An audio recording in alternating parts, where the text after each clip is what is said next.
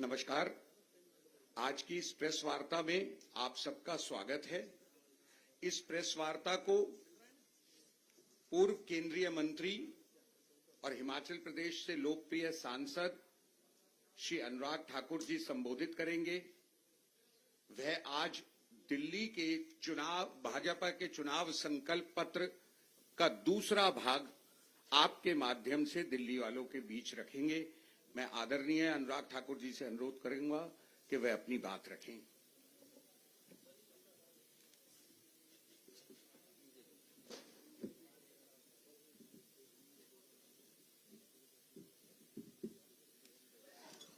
सम्मानित मंच, उपस्थित सभी आदर के योग्य मेरे पत्रकार मित्रों,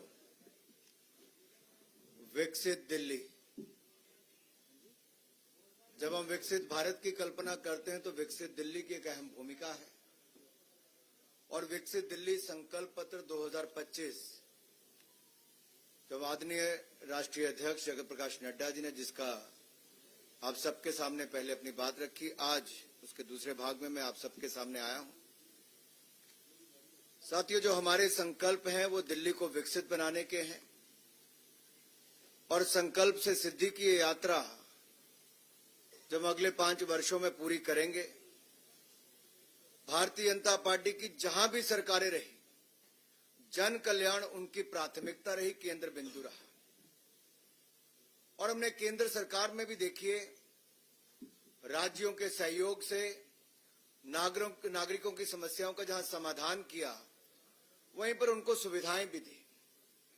सबसे बड़ी आपदा, दिल्ली वाली आपदा तो है ही जो 11 साल से है, लेकिन देश ने आपदा देखी जब कोविड पैंडेमिक का है। उस आपदा के समय भी नरेंद्र मोदी जी ने जिस तरह से नेतृत्व दिया, जन कल्याणकारी योजनाएं लेकर आए, 80 करोड़ लोगों को मुफ्त में अनाज दिया, मुफ्त में इंजेक्शन लगाया, कोविड की समस्या से बाहर निकाला, वो तो एक था ही। उसके अलावा भी जन कल्याणकारी बहुत सारी योजनाएं आई। मैं छोटा सा उदाहरण देता हूं। उत्तर प्रदेश और मध्य प्रदेश में जो 60 साल से कांग्रेस नहीं कर पाई, वो नरेंद्र मोदी जी की सरकार ने किया, भाजपा ने किया। केन बेतवा नदियों को जोड़ने के लिए और उस पर जल विद्युत परियोजना लगाने के लिए 44,605 करोड़ रुपए का प्रोजेक्ट मंजूर किया था। आज वो शानदार कार्यक्रम चल रहा है। हमने जल जीवन मिशन भी चलाया। पहाड़ों में 17,000 फीट हाइट पे भी नल से स्वच्छ जल आता है, लेकिन आपदा ने जल जीवन मिशन दिल्ली में लागू नहीं किया। पूछिए अरविंद केजरीवाल जी से क्यों नहीं किया, आतिश जी से पूछिए क्यों नहीं किया। यहां नलकों से गंदा पानी आता है दिल्ली में। आयुष्मान भारत वो यहां पे लागू नहीं किया, जो 5 लाख रुपए का इलाज देश के 60 करोड़ लोगों को मिलता है, यहां लागू नहीं किया। राजनीतिक लाभ उठाने के लिए उन्होंने जन कल्याणकारी योजनाओं को आपदा ने लागू नहीं किया, आतिशी जी और अरविंद केजरीवाल जी ने लागू नहीं किया।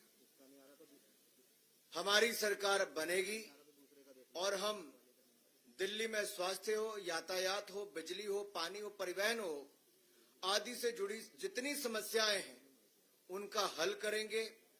दिल्ली को बेहतर या दिल्ली वालों को बेहतर कल और बेहतर आज देने का प्रयास करेंगे।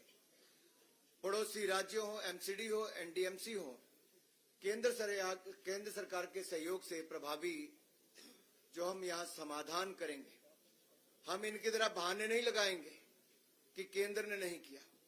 केंद्र में भी मोदी सरकार, दिल्ली में मोदी सरकार, यहां की भलाई करके दिखाएंगे। अब मैं आता हूं आपके पास। पिछले 10 वर्षों में भाजपा सरकार ने दलालों को खत्म कर दिया है, मिडलमैन को खत्म कर दिया और डीबीटी, डायरेक्ट बेनिफिट ट्रांसफर, इसके माध्यम से जन कल्याणकारी योजनाओं को लागू किया है। भ्रष्टाचार, मिडलमैन को हमने समाप्त किया और भ्रष्टाचार के प्रति जीरो टॉलरेंस ये भाजपा की है, नरेंद्र मोदी सरकार की है। लेकिन दिल्ली में आपदा के कारण, कोविड महामारी के दौरान जहां ऑक्सीजन नहीं मिल पाती थी, अस्पतालों में बेड नहीं मिल पाते थे, उस समय सैकड़ों करोड़ पे इन्होंने माफ कर दिए शराब व्यापारियों के। 2026 करोड़ का घोटाला आपदा ने, आम आदमी पार्टी ने किया। और कैग की रिपोर्ट जब आ गई तो उस रिपोर्ट को भी विधानसभा में नहीं लेकर गए। मेरा सीधा सवाल है आम आदमी पार्टी से, ऐसी क्या मजबूरी थी कि कैग रिपोर्ट को आप विधानसभा क्यों नहीं लेकर गए? अपने भाषण देने के लिए आप कभी एक दिन 2 दिन के विधानसभा सत्र बुलाते थे, कैग रिपोर्ट को पेश क्यों नहीं किया गया? दिल्ली जल बोर्ड के 28,000 करोड़ के घोटाले पर क्यों नहीं आपने चर्चा करवाई? मोहल्ला क्लिनिक के आपके 65,000 फर्जी लैब टेस्ट हुए, आपने उस पर चर्चा क्यों नहीं करवाई? कोविड महामारी के दौरान आपने शीश महल घोटाला किया, अपने घर का निर्माण किया, इन घोटालों पर चर्चा क्यों नहीं हुई? भारतीय जनता पार्टी की सरकार बनेगी, हम आम आदमी पार्टी के कुशासन और भ्रष्टाचार के खिलाफ, चाहे डीटीसी की बात हो, मोहल्ला क्लिनिक की बात हो, शराब घोटाले की बात हो, जल बोर्ड से जुड़े घोटाले की बात हो, इन पर एसआईटी की जांच बिठाएंगे, भारतीय जनता पार्टी बिठाएगी। और जीरो टॉलरेंस हम भ्रष्टाचार के प्रति रखेंगे। दिल्ली वालों से हमारा वायदा है, दिल्ली की जनता से हमारा वायदा है, और ये हमारा ट्रैक रिकॉर्ड बोलता है। 2014 से लेकर 2025 तक नरेंद्र मोदी जी की सरकार दिल्ली में है, यानी कि देश में है, 1 रुपए के भ्रष्टाचार का कोई आरोप नहीं लगा पाया। 2001 से लेकर 2014 तक मोदी जी मुख्यमंत्री थे, कोई 1 रुपए के घोटाले का आरोप नहीं लगा पाया। लेकिन आज आम आदमी पार्टी की दिल्ली की सरकार ने, जो हमारा दिल्ली प्रदेश है, जो कभी घाटे में नहीं था, वो पहली बार राजस्व घाटे में होगा। रेवेन्यू डेफिसिट में हमारी दिल्ली, ये केजरीवाल जी और आतिशी जी और आम आदमी पार्टी के कारण हो पाया। साथियों, अगली बात मैं करना चाहूंगा, शिक्षा को लेकर न्यू एजुकेशन पॉलिसी 34 वर्षों के बाद लाई तो भारतीय जनता पार्टी नरेंद्र मोदी जी लेकर आए। और केवल शिक्षा नीति ही नहीं, न्यू एजुकेशन पॉलिसी नहीं, हमने यहां पर, मैं आप देखिए 2014 से पहले क्या था, मात्र 16 आईआईटी थे देश में, आज बढ़कर 23 हो गए। 13 आईएम थे, आज बढ़कर 20 हो गए। 9 ट्रिपल आईटी थे, आज बढ़कर 25 हो गए। 8 एम्स से बढ़कर 24 हो गए। 308 मेडिकल कॉलेज थे, आज 706 हो गए।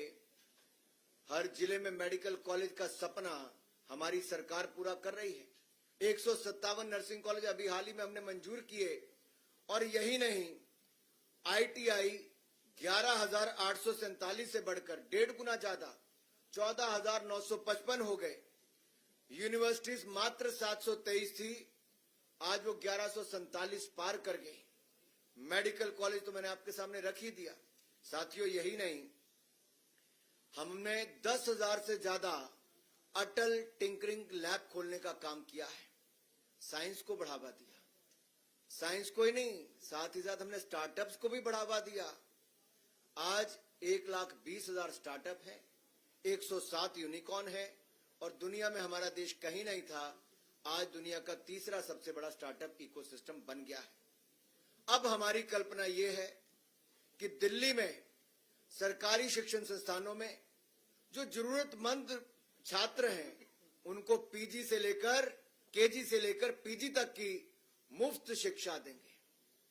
केजी से पीजी तक मुफ्त शिक्षा मिलेगी दिल्ली के जरूरतमंद छात्रों को सरकारी शैक्षिक संस्थानों में। जी हां, आपने ठीक सुना, केजी से पीजी तक मुफ्त शिक्षा प्रदान करेंगे जरूरतमंद छात्रों को सरकारी शैक्षिक संस्थानों में। और साथियों, यही नहीं, आपको मैं एक बात और बताऊं, जो हमारे अगली मैं बात करने वाला हूं, स्किल बहुत महत्वपूर्ण है।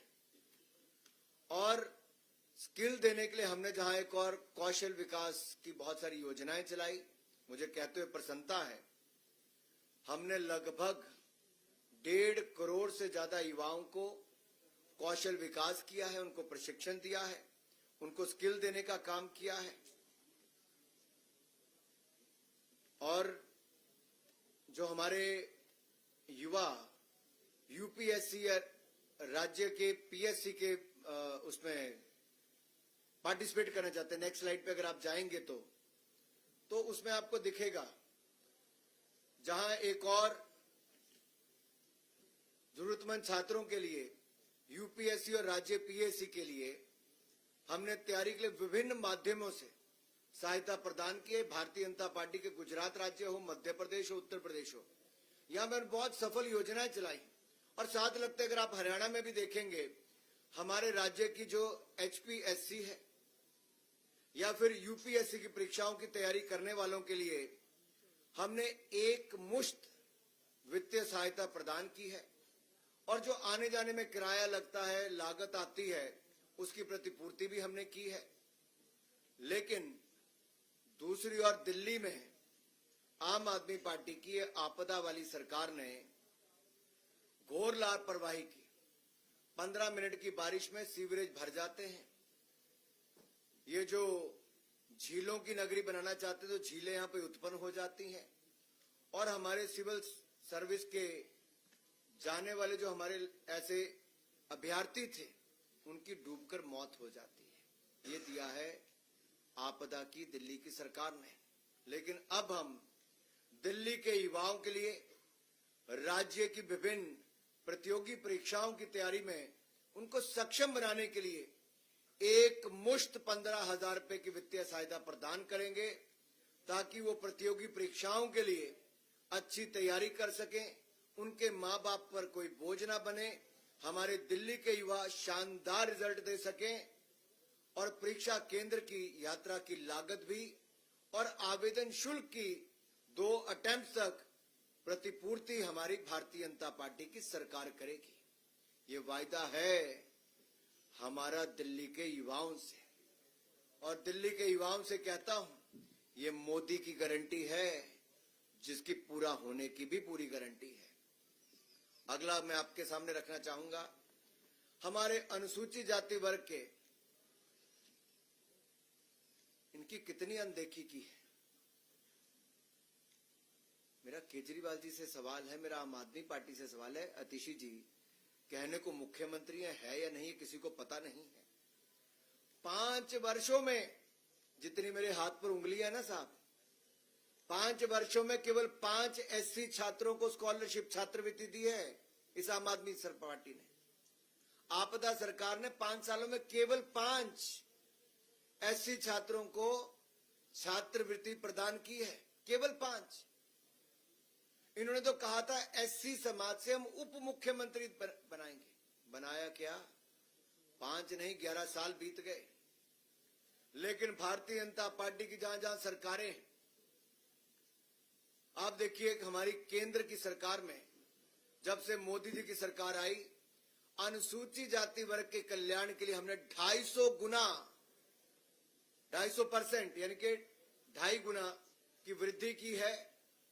और एससी एसटी ओबीसी के उद्यमियों के लिए पीएम मुद्रा योजना हो, इसमें 40 करोड़ के ऋण के प्रदान किए। स्टैंड अप इंडिया हो, उसमें हमने एससी एसटी और महिलाओं के लिए उपलब्ध करवाया है। और एससी छात्रों के लिए नरेंद्र मोदी जी की सरकार ने 34 लाख से अधिक एससी छात्रों के लिए, शेड्यूल कास्ट कम्युनिटी के मेरे अनुसूचित जाति वर्ग के भाइयों बहनों के लिए 3,546 करोड़ रुपए की छात्रवृत्ति प्रदान की है। कहां आपदा सरकार के 5 लोगों को, 5 एससी छात्रों को दिया और दूसरी ओर हमने 34.5 लाख एससी छात्रों को 3,546 करोड़ रुपए की स्कॉलरशिप प्रदान की है। Yes, you have heard it right. 34.5 lakh SC students have got 3,546 crore rupees of scholarship from the Narendra Modi government. And the Gujarat government provides to the SC students who are getting training in the ITI colleges 400 rupees per month as a stipend. और मैं आज जो कहने वाला हूं अपने दिल्ली के सभी वरिष्ठ नेताओं के साथ, अध्यक्ष जी के साथ, रामवीर जी के साथ और बाकी नेताओं के साथ, कि हम दिल्ली में तकनीकी और व्यावसायिक पाठ्यक्रमों के जो हमारे छात्र छात्राएं हैं उनके लिए स्टाइपेंड योजना कर शुरू करेंगे। किसके नाम पे? डॉक्टर भीमराव अंबेडकर स्टाइपेंड योजना होगी, जिसके अंतर्गत हम आईटीआई और स्किल सेंटर पॉलिटेक्निक आदि में पढ़ रहे हमारे अनुसूचित जाति के विद्यार्थियों को 1,000 रुपया प्रति माह स्टाइपेंड देंगे। जी हां, 1,000 रुपया प्रति माह स्टाइपेंड शेड्यूल कास्ट कम्युनिटी के अपने भाई और बहनों के लिए जो आईटीआई स्किल सेंटर पॉलिटेक्निक में पढ़ रहे हैं, उनको दिल्ली में हम देंगे हमारी सरकार बनने के बाद। जो आपदा सपनों में नहीं सो सकती, हम दिल्ली के युवाओं के उन सपनों को। अगली स्लाइड पे अगर आप जाएंगे तो एनडीए सरकार में महाराष्ट्र में हमने ऑटो और टैक्सी ड्राइवर के लिए एक कल्याण बोर्ड की स्थापना की है, जिसके तहत ड्राइवरों को पेंशन, उनके उपचार यानी कि चिकित्सा उपचार के लिए वित्तीय सहायता प्रदान की जाती है, उनके बच्चों को छात्रवृत्ति दी जाती है। लेकिन अगर आप दिल्ली में देखें तो आज से 11 साल पहले ऑटो के पीछे अपनी फोटो लगाने का काम तो इन आपदा वालों ने किया था, वो आज तक फोटो ही लगाते हैं। ऑटो वालों के लिए कुछ नहीं किया इन्होंने, कल्याण बोर्ड की स्थापना नहीं की आपदा वालों ने, और आपदा वालों ने ऑटो टैक्सी ड्राइवरों के लिए 2025 से अब तक कोई कल्याणकारी योजना नहीं लॉन्च की। और मेरी खुली चुनौती अरविंद केजरीवाल जी से, अगली बार मीडिया के सामने आए तो जवाब दें, क्यों उन्होंने एससी समाज के हमारे विद्यार्थियों के लिए क्यों केवल 5 बच्चों को स्कॉलरशिप दी, और क्यों ऑटो टैक्सी ड्राइवर वालों के लिए कल्याण बोर्ड स्थापित नहीं कर पाए, क्यों कल्याणकारी योजना नहीं करवा पाए। अगर अरविंद केजरीवाल जी को चेहरा दिखाने का इतना शौक है तो जवाब दे, मुंह खोले, इन सवालों का जवाब दें। कल्याणकारी योजना क्यों नहीं शुरू की ऑटो टैक्सी वालों की? आज हम मोदी जी की गारंटी यहां देकर जा रहे हैं आप सबके सामने। ऑटो और टैक्सी ड्राइवरों के लिए हम auto taxi driver welfare board बनाएंगे, कल्याणकारी बोर्ड बनाएंगे, और इसका गठन करने के बाद हम 10 लाख रुपए तक का जीवन बीमा और 5 लाख रुपए तक का दुर्घटना बीमा हम अपने टैक्सी ड्राइवर और ऑटो वाले भाइयों को देंगे, उनके बच्चों को प्रदान होगा। कहीं ईश्वर ना करे कोई ऐसी घटना घट जाए कि किसी की जान चली जाए, तो उनके परिवार वालों को 10 लाख रुपए तक का जीवन बीमा मिल जाएगा, 5 लाख रुपए तक का दुर्घटना बीमा मिलेगा। और आपने देखा है प्रधानमंत्री मोदी जी ने सुरक्षा बीमा योजना और जीवन ज्योति बीमा योजना, पीएम सुरक्षा बीमा योजना, पीएम जीवन ज्योति बीमा योजना, ये देश भर के करोड़ों लोगों को दी है। अब दिल्ली वालों को भी इसका लाभ मिलेगा। उच्च शिक्षा प्राप्त करने वाले टैक्सी ड्राइवर और ऑटो वालों के ऐसे बच्चों को स्कॉलरशिप भी दिल्ली की भारतीय जनता पार्टी की सरकार देगी। और रियायती, क्योंकि आपको देखिए ऑटो का हो टैक्सी का हो, आपको इसकी इंश्योरेंस करवानी पड़ती है, और इंश्योरेंस का जो बीमा है या प्रीमियम है वो हम उस पे भी रियायत देंगे, यानी कि आपकी जेब पर उसका भी बोझ नहीं पड़ेगा। अगला अगर आप देखिए, जो मैं आपको अगली स्लाइड पे लेके जाने वाला हूं, पंडित दीनदयाल उपाध्याय जी का ये पार्टी है हमारी भारतीय जनता पार्टी, उनकी सोच से आगे बढ़ती है। अंत्योदय हमारी सोच में है, और अंत्योदय के सिद्धांत पे चलते हुए गरीबी रेखा से बाहर निकालने का कार्य हम लगातार करते आए हैं। प्रधानमंत्री मोदी जी के नेतृत्व में जहां एक और भारत दुनिया के 10वें नंबर से आज दुनिया की 5वीं बड़ी अर्थव्यवस्था बन गया, अगले 3 सालों में हम दुनिया की 3री बड़ी अर्थव्यवस्था बन जाएंगे। वहीं पर 25 करोड़ गरीबों को गरीबी रेखा से बाहर निकालने का काम भी हमने किया है। 4 करोड़ पक्के मकान भी बनाकर दे दिए, 3 करोड़ पक्के मकान नए और देने के लिए लाखों करोड़ रुपए और खर्च कर दिया, यानी कि कुल मिला के 7 करोड़ लोगों को देश में पक्के मकान बनाने का काम मोदी सरकार ने किया। 12 करोड़ बहनों को रसोई गैस का सिलेंडर दे दिया, 13 करोड़ शौचालय बना दिए, 60 करोड़ लोगों को आयुष्मान भारत योजना मुफ्त में दे दी, 80 करोड़ लोगों को मुफ्त में अनाज देते हैं, हर घर को नल से जल देने का हमने काम भी कर दिया। अब जब मैं अंत्योदय की बात यहां पर कर रहा हूं तो मैं उन बहनों और भाइयों की बात कर रहा हूं जो कमजोर वर्गों से आते हैं और डोमेस्टिक वर्कर्स को, क्योंकि क्योंकि अनऑर्गेनाइज सेक्टर में आता है, असंगठित क्षेत्र में आता है, इनको मान्यता देने का काम भारतीय जनता पार्टी की सरकारों ने किया है। और दिल्ली की भाजपा सरकार ऐसी होगी जो डोमेस्टिक वर्कर्स को मान्यता देगी, उनके लिए कल्याणकारी योजनाएं हम चलाएंगे। और डोमेस्टिक वर्कर्स वेलफेयर बोर्ड, यानी कि हमारे जो घरों में काम करने वाली, आप किसी को बाई कहते हैं, किसी को भाई कहते हैं, ऐसे काम करने वाले मेरे भाई बहन जो घरों में काम करते हैं, जैसे असंगठित क्षेत्र में काम करते हैं, जो सफाई करने वाले, रोटी बनाने वाले, कोई और काम करने वाले हों, उन सब के लिए वेलफेयर बोर्ड का गठन करेंगे। और उनको भी हम 10 लाख रुपए का जीवन बीमा घरों में काम करने वाले भाइयों और बहनों को देंगे। 5 लाख रुपए तक का हम उनको दुर्घटना बीमा देंगे। और उनके बच्चों को उच्च शिक्षा प्राप्त करने के लिए स्कॉलरशिप, छात्रवृत्ति भी भारतीय जनता पार्टी देगी। मातृत्व लाभ के लिए, जहां आपने सुना ही होगा, हमने पहले भी, दुनिया का कोई देश ऐसा नहीं, मोदी सरकार ने तो 12 हफ्तों से बढ़ाकर 26 हफ्ते कर ही दिए थे। यहां 6 महीने की पेड मैटरनिटी लीव, 6 महीने की पेड मैटरनिटी लीव, ये भी हमारी पार्टी यहां पर करने देने वाली। लेकिन मेरा सवाल भाई एक और है, इन आपदा वालों से, क्या आपदा सरकार ने डोमेस्टिक वर्कर्स को मान्यता देने और उन्हें सामाजिक लाभ प्रदान करने में कोई काम किया? कुछ नहीं किया, विफल हो रही। अगला बात एक आपसे और करने वाला हूं। आप दिल्ली में कहीं जाते होंगे, आपको रेडी फड़ी वाले दिखते होंगे, पटरी वाले पे काम करने वाले दिखते होंगे, स्ट्रीट वेंडर्स दिखते होंगे। आप याद करिए, कोविड के टाइम पे दुकानदारों को, फैक्ट्री वालों को, उद्योग वालों को, उद्यमियों को, जहां एक और मोदी सरकार ने 4 लाख करोड़ रुपया खर्च करके हमने पैसा दिया था, 20% एडिशनल वर्किंग कैपिटल दी थी, उनके उद्योग बंद नहीं होने दिए, उनको 6 महीने का मॉरिटोरियम पीरियड दिया। वहीं पे रेडी पटरी, रेडी फड़ी लगाने वालों को भी, स्ट्रीट वेंडर्स को भी हमने एक नई योजना लेकर आए थे, प्रधानमंत्री स्वनिधि योजना।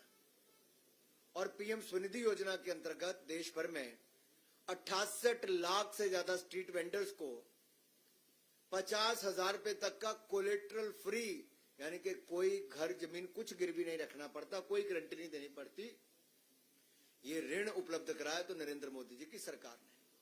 और दिल्ली में लगभग 1,90,000 स्ट्रीट वेंडर्स को इसका लाभ मिला।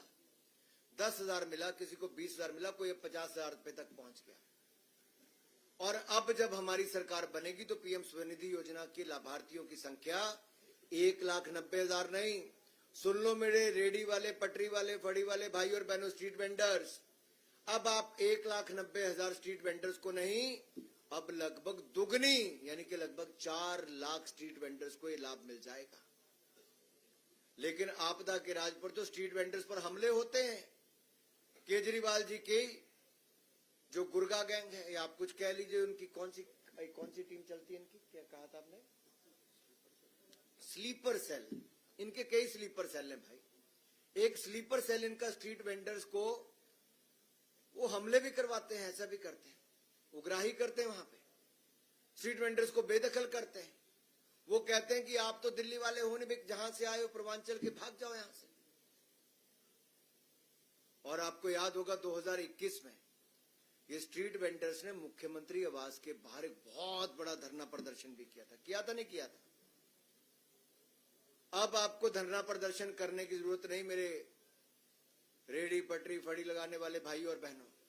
अब तो आपको सुविधा देने के लिए भारतीय जनता पार्टी की सरकार आने वाली है। नरेंद्र मोदी जी की गारंटी हम लागू करके दिखाएंगे, लाभार्थियों की संख्या को दुगनी करके दिखाएंगे। साथियों, हमने जहां एक और रीस्किल अपस्किल, जो मैंने आपको पहले कहा, ये बहुत आवश्यक, इसलिए आज दुनिया बड़ी तेजी के साथ बदल रही है। हमने 1.4 करोड़ लोगों को स्किल किया है। दुनिया की सबसे बड़ी स्किल्ड मैन पावर हम भारत में बनाना चाहते हैं। We want to make India the world's largest skilled manpower, and for that we already have a skill ministry in place, and we have done, if you look at 54.27 lakh reskilling and upskilling programs have taken place.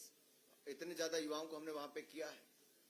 Delhi में भी हम उनको और reskill upskill भी करेंगे और skilling का programme भी हम आगे बढ़ाएंगे। मुझे अपनी बात यहां तक रखनी थी। आपके मन में कोई और सवाल हो तो आप उठा सकते हैं।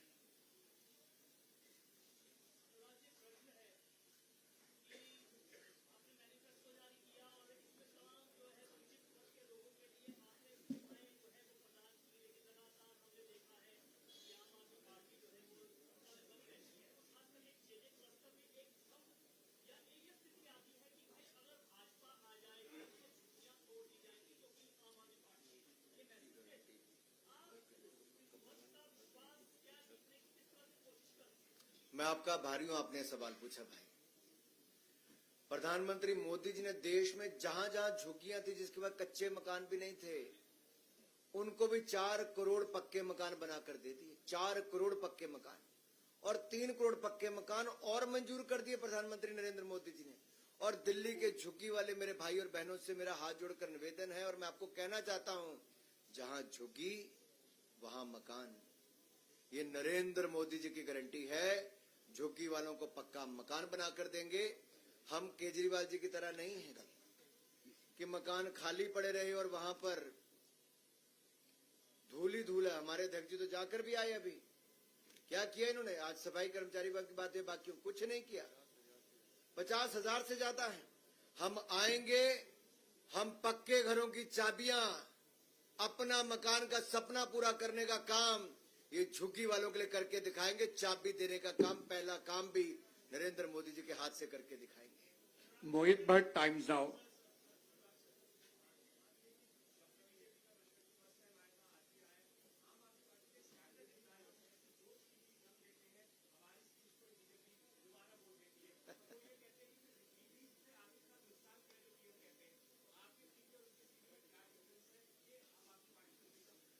फर्क एक है, आम आदमी पार्टी की घोषणा होती है, होता नहीं। भाजपा जो कहती है वो करके दिखाती है। संकल्प से सिद्धि तक लेकर जाती है, गारंटी पूरा करके दिखाती है। और मैं आपको एक बात यहां पे कहूं, मैंने जो सबसे पहला कहा, डीबीटी, अगर आप यूपीए की सरकार का समय देखेंगे तो उनके समय लीकेज होती थी। ऐसी बेटियां जो पैदा नहीं हुई, उनको शिक्षा के पैसे भी मिल गए, उनके शगुन के पैसे भी मिल गए, उनकी मृत्यु पे भी उनके घर वालों को या उनके घर वालों को मरे तो विधवा के पैसे भी मिल गए। ऐसा फर्जी आंकड़े कांग्रेस की सरकार के समय और आम आदमी पार्टी के समय चलते हैं। लेकिन भाजपा ने, हमने आधार कार्ड भी खुला दिया, बैंक खाते भी खुलाए और डायरेक्ट बेनिफिट ट्रांसफर भी, डीबीटी भी करके दिखाया। हमने जो कहा वो करके दिखाया। ट्रैक रिकॉर्ड, ये भाजपा का ट्रैक रिकॉर्ड कहता है कि मोदी जो कहते हैं वो करके दिखाते हैं। नीरज पांडे जी।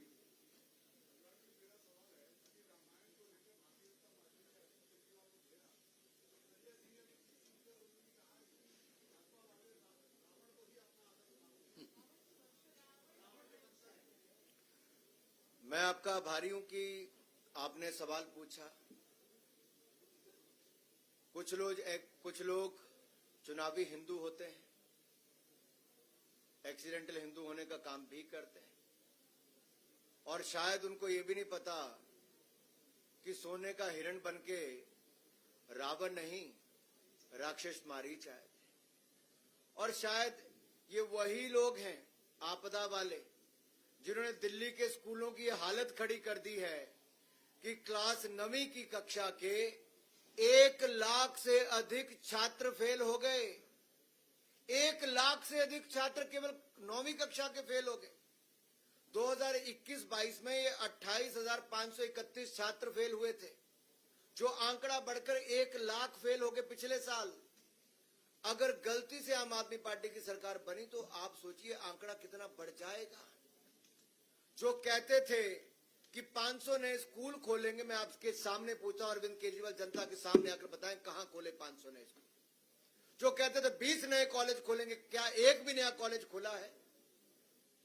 इनकी अपनी भी शिक्षा और ज्ञान अधूरा है और दिल्ली के बच्चों को भी ना पाठशाला दी, मधुशाला दी, आप ना कॉलेज दिया, न सही ज्ञान दिया और फेल होने पे मजबूर किया। और कक्षाओं के निर्माण में भी 1300 करोड़ रुपए का घोटाला, 1300 करोड़ रुपए का घोटाला। ये दिल्ली विजिलेंस डायरेक्टरेट की रिपोर्ट के आधार पर मैं कह रहा हूं, 1300 करोड़ रुपए का घोटाला ये आपदा ने किया है, आम आदमी पार्टी की सरकार। आप पूछिए, आप पूछिए।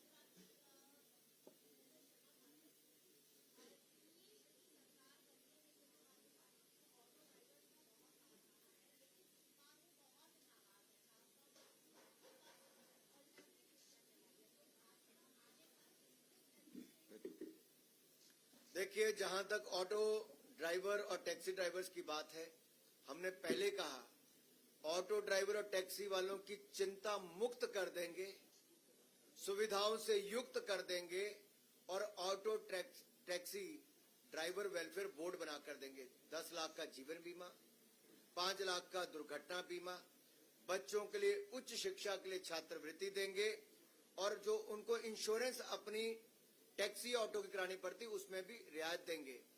यही नहीं, अगर उनकी कोई और समस्या भी होगी तो उनका समाधान भी भारतीय जनता पार्टी करके देगी। संजय जी, इंडिया न्यूज और फिर हेमंत जी।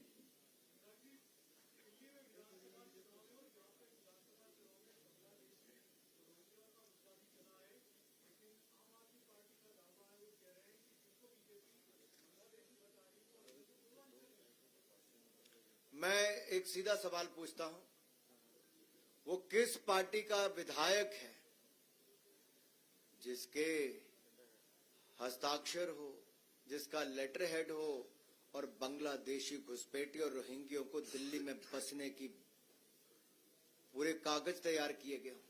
ये कोई और नहीं, ये अरविंद केजरीवाल जी, अतिशी जी, आम आदमी पार्टी के नेताओं के इशारे पर, उनके नेताओं के लेटर हेड पर ये जाली सर्टिफिकेट बन रहे हैं, आधार कार्ड से लेकर वोटर कार्ड बन रहे हैं, मुफ्त के राशन खाने से लेकर दिल्ली वालों की नौकरियां खाने का काम रोहिंग्या मुसलमान और बांग्लादेशी घुसपैठिए ये आम आदमी पार्टी के इशारों पर हो रहा है, उनके लेटर हेड पे हो रहा है, उनके विधायकों के माध्यम से हो रहा है, उनके नेताओं के माध्यम से हो रहा है। दिल्ली की जनता से माफी मांगनी होगी कि रोहिंग्या मुसलमानों को, घुसपैठियों को शरण क्यों दी जा रही है।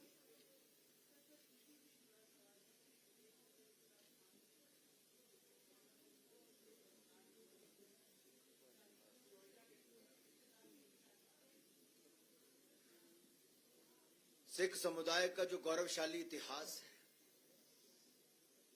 एक और उसका उदाहरण दिखता है जब प्रधानमंत्री नरेंद्र मोदी जी साहबजादों की शहादत पर वीर बाल दिवस पूरे देश भर में मनाते हैं।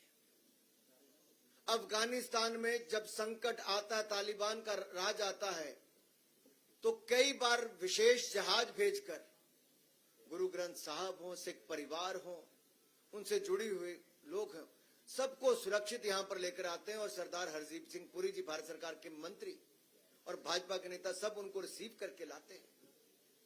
नेहरू जी ने तो हमारे बड़े गुरुद्वारे पाकिस्तान में छोड़ दिए, लेकिन नरेंद्र मोदी जी की सरकार आई तो हमने करतारपुर कॉरिडोर बना कर दिया, और यही नहीं, हमने हेमकुंड साहब तक रोपवे बना कर दिया। लेकिन जो कांग्रेस जिसने 1984 के सिख दंगे करवाए थे, जिनके बड़े बड़े नेताओं के कत्लेआम में हाथ पाया गया, एसआईटी की जांच भी अगर सिख दंगों पर, 1984 के दंगों पर कराई तो नरेंद्र मोदी की सरकार ने कराई। और यही नहीं, हमने गुरुओं के 550वां प्रकाशोत्सव गुरु नानक देव जी का, 400वां गुरु तेग बहादुर जी का पूरे धूमधाम से देश और दुनिया में नरेंद्र मोदी की सरकार ने मनाया। कांग्रेस ने सिखों के दंगे कराए तो अरविंद केजरीवाल की पार्टी ने और उनके नेताओं ने सिखों को नीचा दिखाने का काम किया। इतने गंदे शब्द सिख समुदाय पर बोले गए, किससे मिलाने का काम किया? घुसपैठियों और रोहिंग्यों के साथ, बांग्लादेशियों के साथ। आम आदमी पार्टी को इसका खामियाजा भुगतना पड़ेगा, सिख समुदाय कभी माफ नहीं करेगा। एक अंतिम क्वेश्चन।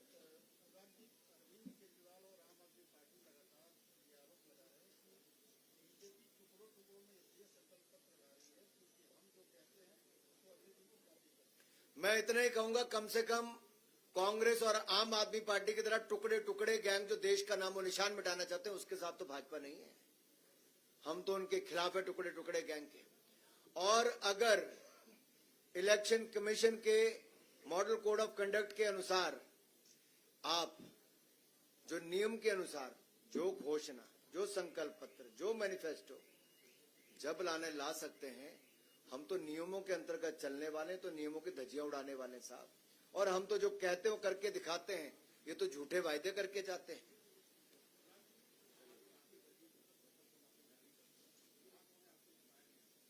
मुझे बताइए, ये जो आम आदमी पार्टी का कोई दुल्हा है क्या? मेरा सवाल ये, कौन है दूल्हा उनका? अरविंद केजरीवाल जी जब मुख्यमंत्री थे तब इनके 15 विधायक जेल गए, इनके 8 मंत्री जेल गए, इनका उप मुख्यमंत्री जेल गया, इनका मुख्यमंत्री जेल गया, इनका सांसद जेल गया।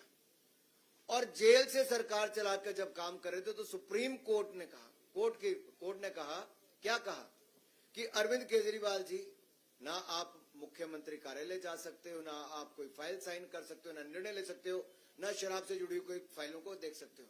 अगर आप कुछ कर ही नहीं सकते तो क्या जेल से चलने वाली सरकार तो दिल्ली वालों को नहीं चाहिए? क्या ये कट्टर बेईमानों की पार्टी में एक भी ईमानदार नहीं बचा जिसका चेहरा ईमानदारी वाला हो? दिल्ली के शहंशाह कहने वाले, दिल्ली के महाठग, उनके पास एक भी ऐसा ईमानदार व्यक्ति नहीं है क्या?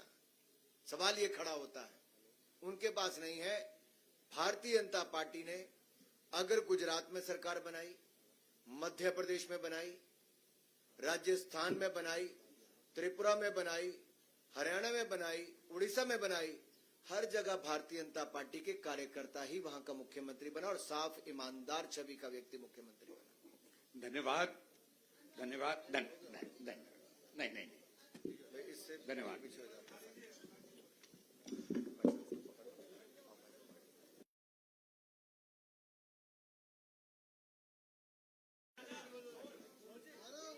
थोड़ा और नजदीक आ जाओ मनोज भाई, आप हर जी आ जाइए, नजदीक आ जाइए।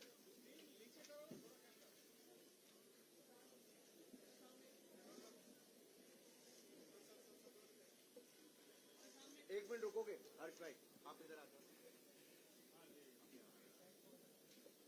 मनोज भाई थोड़ा नजदीक आ जाओ, फ्रेम में आ जाएंगे तो फ्रेम में आएंगे।